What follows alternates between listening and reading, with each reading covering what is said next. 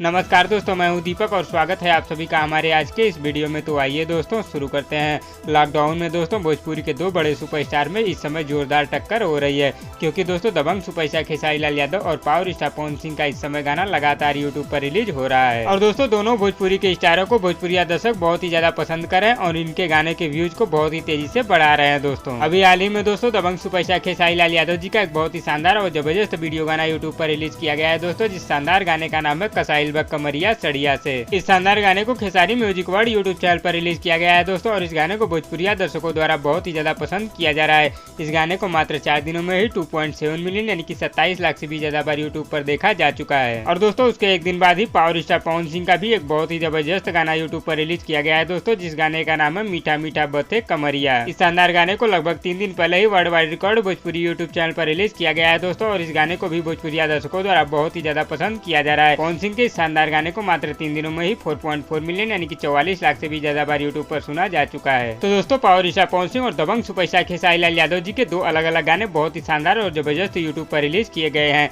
Power star Pawan Singh का audio गाना YouTube पर रिलीज किया गया है दोस्तों, और वहीं दबंग सुपरस्टार खेसारी लाल यादव का वीडियो गाना यूट्यूब पर रिलीज किया गया है, और दोनों गाने यूट्यूब पर बहुत ही तहलका मचा रहे हैं दोस्तों। तो दोस्तों इन दोनों गानों में से आप लोगों को सबसे अच्छा गाना किसका लगा, पावर स्टार पवन सिंह का या फिर दबंग सुपरस्टार खेसारी लाल यादव का? इसका जवाब दोस्तों हमें नीचे कमेंट बॉक्स में जरूर दीजिएगा, और वीडियो पसंद आए तो लाइक करिए, और इसी तरह की चटपटी खबरों की डेली अपडेट के लिए हमारे यूट्यूब चैनल को भी सब्सक्राइब कर लीजिए। धन्यवाद दोस्तों।